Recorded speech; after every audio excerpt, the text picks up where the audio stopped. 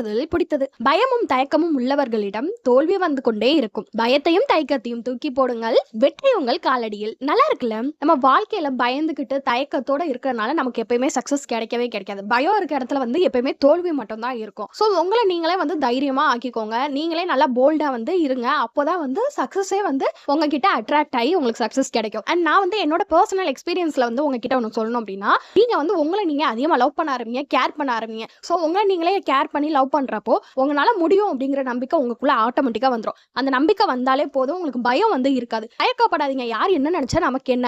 நம்மள வந்து யாருமே ஞாபகம் வச்சிருக்க போறது கிடையாது. இப்போ நீங்க ஒரு இடத்துல போய் தப்பா பேசிட்டீங்க அப்படின்னா அவங்க உங்களை பிளேம் பண்ணாலும் அடுத்த நாள் நீங்க போய் நிக்கிறப்ப நீங்க தானா அப்படின்னு அவங்களுக்கு தெரியாது. ஏன்னா இங்க யாருமே யாரையும் ஞாபகம் வச்சிருக்கணும்னு அவசியம் இல்லை. அவங்கவுங்க வேலையை பார்க்க போயிருவாங்க. ஸோ இந்த மாதிரி தயக்கமும் இல்லாம பயமும் இல்லாம உங்களை நீங்க கேர் பண்ணி உங்க லைஃபை நீங்க வாழ ஆரம்பிங்க. உங்களுக்கு சக்சஸ் கண்டிப்பா உங்களை தேடி வரும். கரெக்டா சொல்லிக்கிறேன், யோசிச்சு பாருங்க. இந்த மாதிரி வீடியோஸ் பார்க்கணும்னா மறக்காம நம்ம சேனல் சப்ஸ்கிரைப் பண்ணி வச்சுக்கோங்க.